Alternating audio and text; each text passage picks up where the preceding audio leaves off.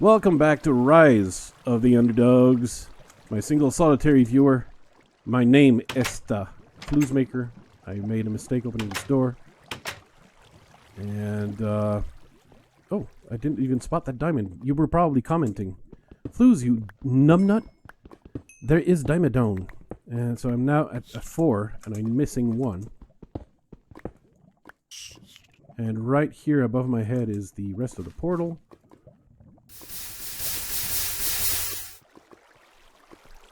Ah!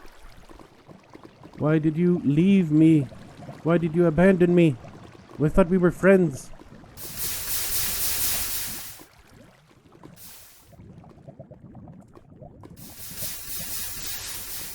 Yeah, okay.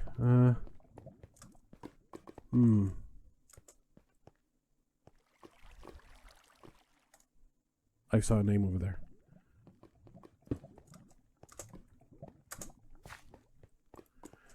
I think I saw a name. I think. Did I for sure? I know not.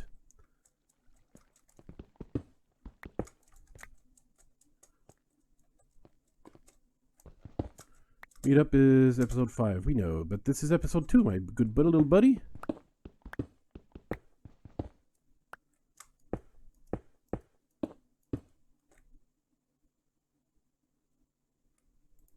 So did I actually see a name? Did I not? I'm not sure, but that cave is over anyway. So I want to move to a slightly different location and try to find my final diamond that way.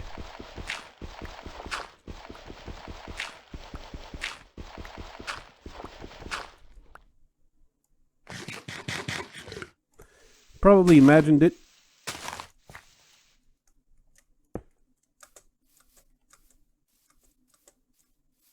Oh, I'm back at my village. Okay.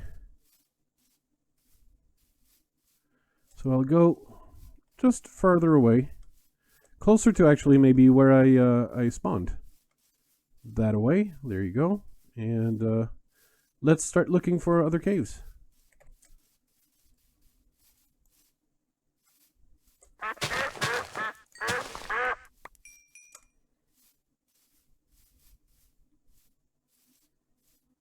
I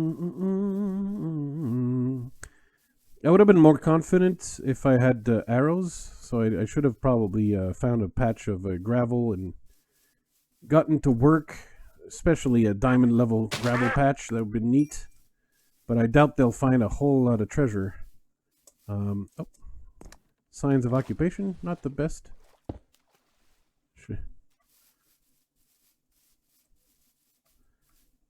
It's not the best sign.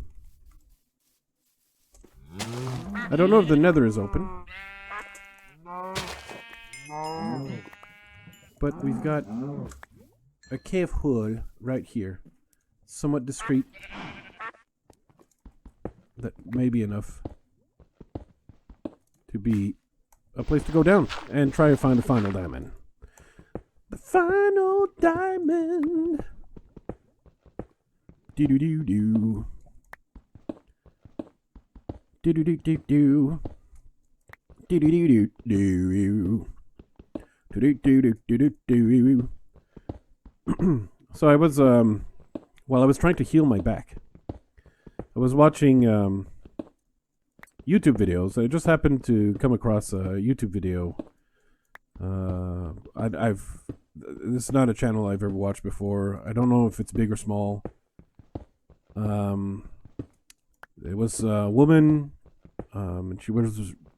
It's not exactly anime reviews. I don't know why I watched it. Well, it may have something to do with the thumbnail. And maybe you can start guessing from the rest of where this is going. The first clue was anime.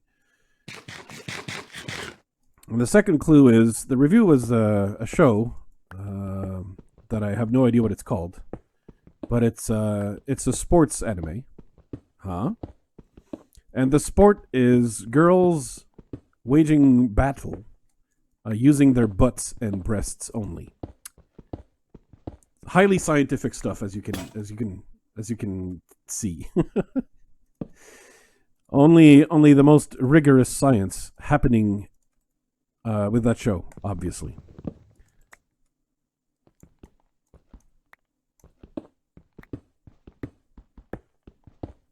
But what was surprising is that she said it was actually good compared to the usual show, where I mean, there's the point. And she even seemed to think that the fan service was not even gratuitous. So obviously, you see anime girls, a certain attention being brought to their attributes, but apparently not in a sexual way. So that would completely make me completely innocent of being a perv. I mean, I'd be a perv for many other reasons. I'm not actually an anime person, really. I haven't watched most of them. I don't like. I like Death Note. Almost the end. Most of the rest, I'm not a fan. In any case, although I did enjoy Food Wars, and Food Wars is another of those anime that has like unapologetic, gratuitous boobage.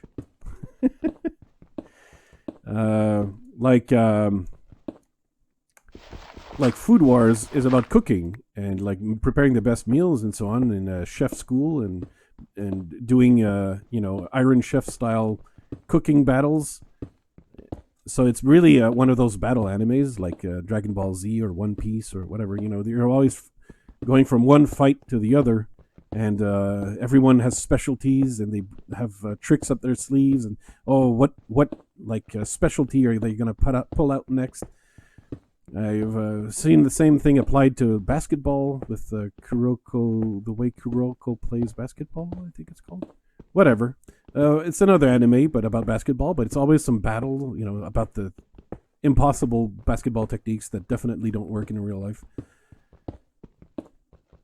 So that one,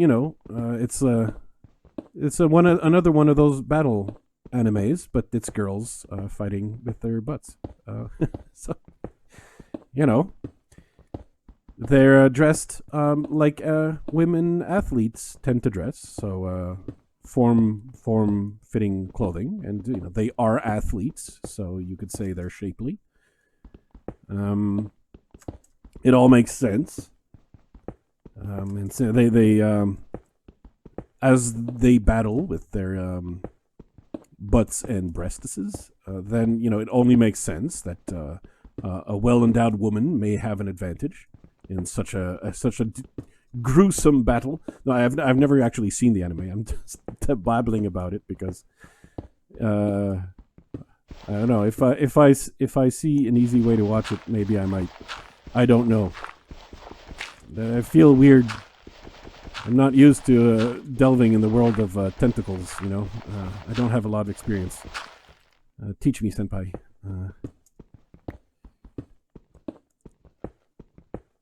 But yeah, no, I did enjoy Food Wars, despite all the stuff. Because what happened in Food Wars, of course, is that every time a dish tasted so deliciously good, somehow this deliciousness translated into this moment where everyone lost their clothes because it's so delicious. I'm now naked. They weren't literally naked, but they were like in their heads naked, and obviously to know this, you had to see it as a viewer. So yeah, except one character actually does wander.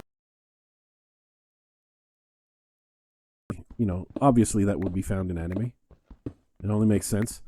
I wish I could find a cave. Clearly, I've definitely gone to the wrong spot, and I definitely shouldn't be roller coastering this long. But, I'm not taking damage as a result, and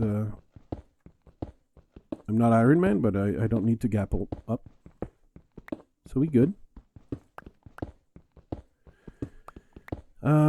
Yeah, I think the fun part of Food Wars, or that type of show, at least in Food Wars, where they set it up often as tournaments, because you know that the protagonist is always going to win. Like, the protagonist is definitely going to the end. The suspense really lies in what other character is going to join the protagonist. They set up, like, usually multiple antagonists so that each battle could have potential meaning in terms of, one character against another. It's deliberately set up that way so that there's multiple interesting matchups that you could have. And you don't know who's going to be, battling the protagonist at the end. So there's a lot of suspense. It's, among all these colorful characters, those chefs to be, who will become, the person to eventually lose. And that's a decent amount of suspense. It's definitely a working formula. I do believe that I don't know what it's called anymore. I think there's a term for these, the formula of storytelling where it's basically battles from One Piece to Dragon Ball Z and so on. There's a term, but of course I don't know the Japanese terms. Don't ask me. So I'm not hearing like any caves at all. Oh, that's a good question, Sluggy. If it's allowed, I've been shafted.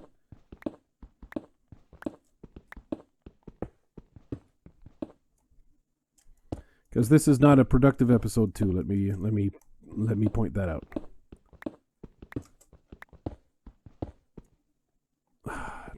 And now they tell me I could have been strip mining this whole time.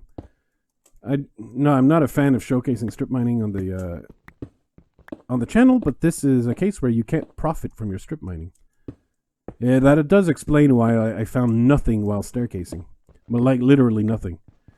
So that makes staircasing especially unprofitable compared to usual. So, because sometimes, you at least staircase into gold, staircase into a little bit of coal or diamonds or stuff. Sometimes diamonds, but not usually, obviously.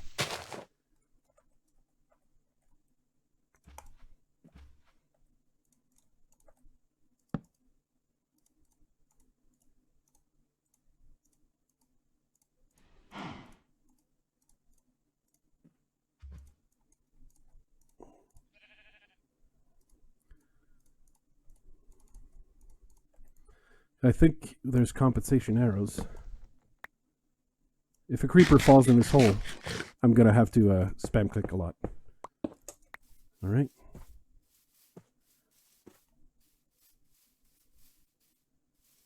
Don't care about the spooter. I already got Strine. And I don't think anybody's been fighting. I don't think anybody's been fighting. Pop, pop, pop, pop, pop, pop, pop, pop, pop, pop.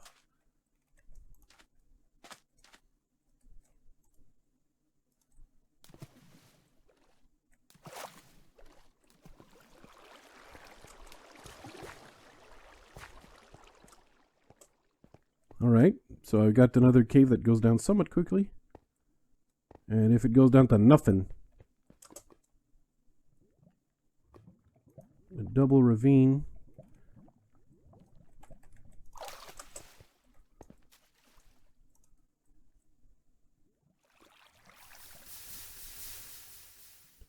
It's not the best ravine, but hopefully caves go to it. So behind me I saw there was one piece of gold or two.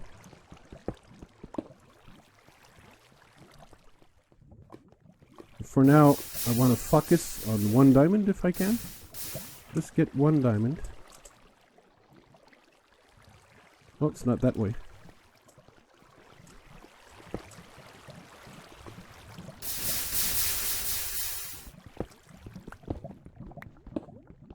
We'll grab the gold. And yeah, the reviewer basically, while I'm still on that topic, about the butt attack, the girls fighting with their behinds.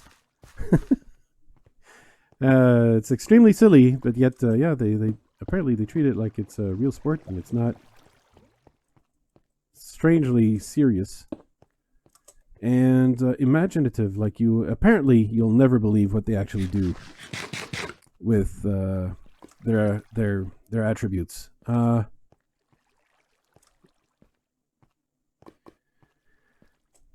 Does that mean you should watch it? Well, no. You do watch what you want.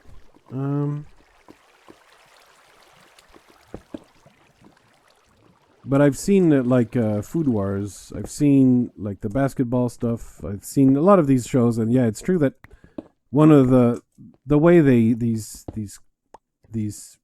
fight, those combat type of shows, when they thrive, it's because they manage to find some imaginative, over the top, like entertaining forms of attack that surprise you, but also like make sense at the same time. Like it totally makes sense for this or that character to be able to have this ability, but like it also surprises you a little bit. You don't see it coming, yet it also makes sense at the same time. That kind of stuff, fulfilling, or at least enjoyable. It's kind of primitive man versus man type of story, in a sense that they say, there's only a few actual stories, and it's the same story being rehashed all the time. So it's man versus man, like, or if you were woman versus woman, but it's like one person versus one person. A person versus nature. So like, a volcano's about to explode. I have to flee. Oh, there you go. We got our last diamond. Nice. Or of course it's person versus themselves, where Flouze. Oh, is that a mine shaft up there? By the looks of it, it very well could be. So what I'm going to do is I'm going to deploy this. I'm going to get rid of the seed. I definitely don't need you. I'm going to fix those. You'd better not be dropping some poison spiders on my head, though. And I wanted to deploy this. I have not been picking up enough iron to make an anvil. Very smart. Flouze Maker is your guy for the top strategies, Clearly. Been thinking about this like way too hard. But yeah, considering those are the basic 3 story types, person versus another person, person versus nature, or person versus themselves, those are the basic 3 stories, and everything else, every story is a derivative of those. Well, then is it a surprise that nothing feels original anymore?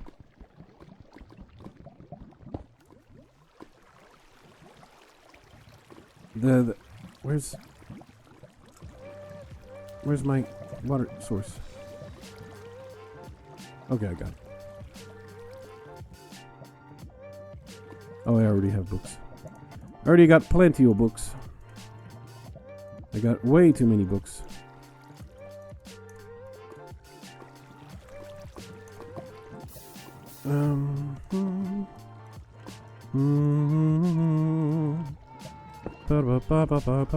Oops. Protection. Prod 2.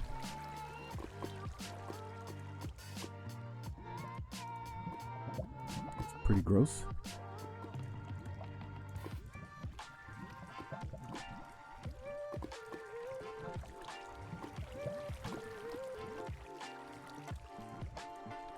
Yeah, I spent more levels on it. It doesn't matter. I'm okay with that. It's the price I'm willing to pay. And let's say this for another sword. Let's see what I can get enchant-wise. Let's grab this.